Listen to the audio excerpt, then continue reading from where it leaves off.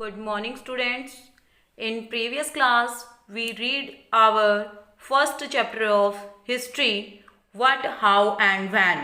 And we read our topics, why do we study history, how do we study history and sources of history. Today we read our remaining chapter. Our today's topic is archaeological sources. Archaeology also studied the past, but it is based primarily on the material remain left by people long ago. क्या होता है कि archaeological source, पुरातात्विक sources वो चीजें होती हैं जो पुराने मानव ने अपने पीछे छोड़ दिए। मान लो जैसे मिट्टी के बर्तनों के टुकड़े मिलते हैं, कहीं पे हमें कॉइन्स मिलते हैं, कहीं हमें तांबे की मूर्तियां मिलती हैं, कहीं पे हमें गेहूं के दानों के अवशेष मिलते हैं, कहीं पे हमें ईंटों के अवशेष मिलते हैं। तो ये सभी क्या कहलाते हैं? आर्कोलॉजिकल सोर्सेज कहलाते हैं। This is the picture, the archaeologist work on the burial site. Okay, कि ये पुरातात्विक विभाग के अधिकारी हैं जो काम कर रहे हैं कहाँ पे? किसी साइट पे। यहाँ पे इन्हें कुछ अवशेष मिले तो उनका ये निरीक्षण कर रहे हैं, उनको इकट्ठा कर रहे हैं और इनको क्या बोलते हैं? आर्कोलॉजिस्ट बोलते हैं। Okay, archaeological sources mostly found buried deep under the earth.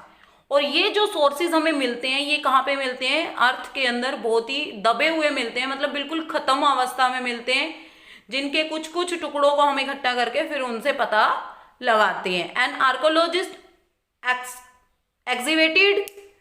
एक्सिवेट्स and studied these remains. और क्या करता है? एक जो आर्कोलॉजिस्ट होता है, जो पुरातत्व विभाग का अधिकारी होता है, तो वो इन टुकड़ों को बाहर निकालता है, इन चीज़ों को बाहर निकालता है, इन अवशेषों को बाहर निकालता है और उनकी स्टडी करता है। और इन स्टडी को करने से ही हमें क्या पता लगता है कि जो पुराने टाइम के लोग थे उनका जीवन कैसा था। मान लो हमें वहाँ के कुछ सिक्के मिलते हैं, हमें उनके ऊपर किसी राजा का नाम या वहाँ की किसी वस्तु की फोटो वगैरह मिलती है, तो उससे हमें क्या पता लगता है कि ये उस टाइम की चीज़ है। या उसके ऊपर कुछ अंकित हुआ मिलता है तो उससे क्या पता लगता है कि उस टाइम में कैसी भाषा थी, कौन वहाँ का राजा था। तो ये सारी चीज़ें हमें वहाँ से पता लगती हैं। आर्कोलॉजिकल सोर्सेज के अंदर हमें क्या क्या मिलते हैं?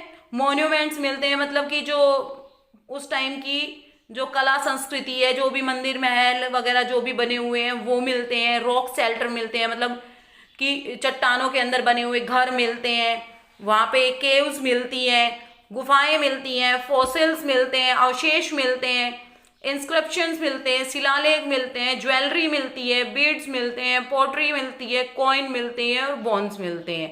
ठीक है, तो हिस्ट्री के बारे में, लोगों के इतिहास के बारे में, अपने इतिहास के बारे में जो पुरातात्विक जो सोर्सेज हैं, आर्कोलॉजिकल सोर्सेज हैं, वो बहुत ही महत्वपूर्ण भूमिका निभाते हैं। इसके बाद है objects. During archaeological exhibitions historian collect many objects. की इन खुदाइयों के बाद जो आर्कोलॉजिस्ट होते हैं वो बहुत सारी चीज़ें निकालते हैं और ये रिकंस्ट्रक्ट करता है पास्ट के बारे में कि पास्ट कैसा था। मतलब पास्ट के बारे में एक पुनः, हमें मान लो कोई चीज़ मिलती है, हमें पुराने ज़माने की कोई लिखी हुई पुस्तक मिलती है, तो उस पुस्तक को, उस बुक को पढ़ने के बाद हम क्या अनुमान लगाते हैं कि हमारे पुराने जमाने में लोग कैसे थे। जैसे हम रामायण महाभारत देखते हैं तो उनसे हम क्या अनुमान लगाते हैं कि उस टाइम में राम ने 14 वर्ष का वनवास लिया या महाभारत का युद्ध कैसे हुआ। तो ये सारी चीजें हमें मिलती हैं, जानकारी मिलती है हमें इन चीजों से। दीज इंक्लूड टूल्स, कि इसके अंदर क्या मिलते हैं? औजार मिलते हैं, वेपन्स हथियार मिलते हैं, शेड ऑफ पोट्री टुकड़े मिलते हैं, जो मिट्टी के बर्तन वगैरह या खिलौने, ऑर्नामेंट्स गहने मिलते हैं, कॉइन्स, कॉइन्स का मतलब क्या होता है? सिक्के, जो रुपए पैसे वाले सिक्के होते हैं ना, वो मिलते हैं। This is Brihadeshwara temple, Dharwad act का ये एक टेम्पल है जिसको राजा राज चोल ने बनवाया था। और ये आप यहाँ पे पिक्चर्स देखिए, ये खिलौने की पिक्चर है, ये कॉइन्स हैं।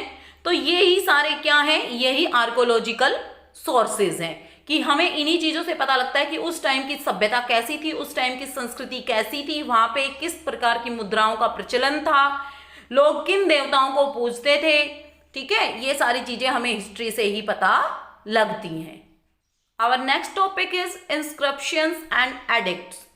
इंस्क्रिप्शन और एडिक्ट का सेम ही मतलब होता है, शिलालेख ही होता है, लेकिन इनमें थोड़ा सा डिफरेंस होता है कि इंस्क्रिप्शंस एंड पहले हम रीड कर लेते हैं। Inscription and addicts provide important information for the interpretation of the past, कि इंस्क्रिप्शन और एडिक्ट जो होते हैं वो हमें पास्ट के बारे में अच्छे तरीके से उनका वर्णन करते हैं। Inscriptions are the written text, कि इंस्क्रिप्शन क्या होते हैं, लिखे हुए चीजें होती है, लिखा हुआ टेक्स्ट होता है किसके ऊपर, solid objects like wall, pillar, tablets, कि जो दीवारें होती है या खंबे होते हैं उनके ऊपर लिखा हुआ जो होता है, टाइट ऑब्जेक्ट्स के ऊपर लिखा हुआ होता है, उसको क्या कहते हैं, इंस्क्रिप्शन कहते हैं।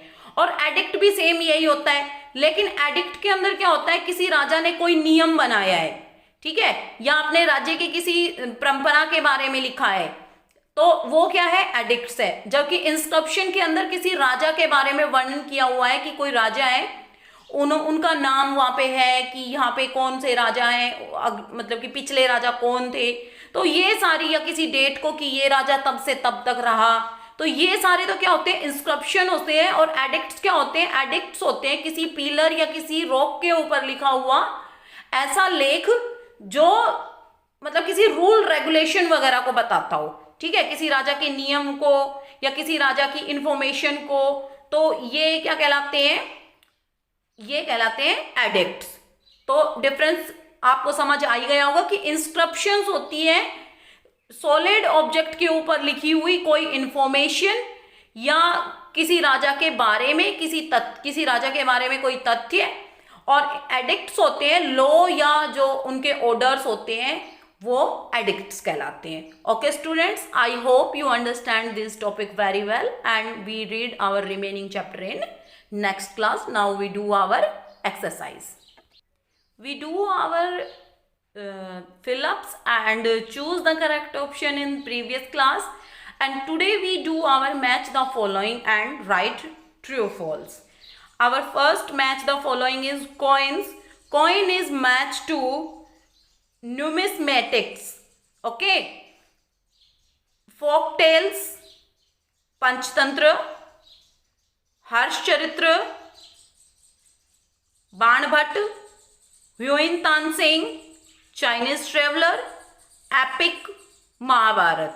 ओके, जो कॉइन्स का आंसर न्यूमिस्मेटिक्स है, उसका मतलब होता है कि कॉइन्स की स्टडी करना, ठीक है, कोई कॉइन किस धातु का बना है, किस राजा के काल का है, तो ये सारी जो जानकारी मिलती है कॉइन्स के बारे में उसी को कहते हैं न्यूमिस्मेटिक्स। फोक टेल्स होता है जैसे कोई सॉन्ग वगैरह है या कोई कविता के जो छंद वगैरह होते हैं, ऐसा ही फोक टेल्स होता है जैसे पंचतंत्र है। हर्षचरित्र बाणभट्ट की लिखी हुई एक कृति है, एक उसकी पुस्तक है। ह्युयिन तानसेन चाइनीज ट्रैवलर है। एपिक जो पुराण वगैरह वेद हैं वो महाभारत है। ओके स्टूडेंट्स, तो अब हम करते हैं true false. Numismatics is the study of inscriptions, कि न्यूमिस्मेटिक जो इंस्क्रिप्शंस की स्टडी है। नो फॉल्स, अभी मैंने आपको बताया था कि न्यूमिस्मेटिक क्या है, कॉइन्स की स्टडी है, तो ये फॉल्स है। Edicts are example of literary sources, कि एडिक्ट्स जो हैं वो लिखित जो सोर्सेज हैं, तो ये ट्रू है।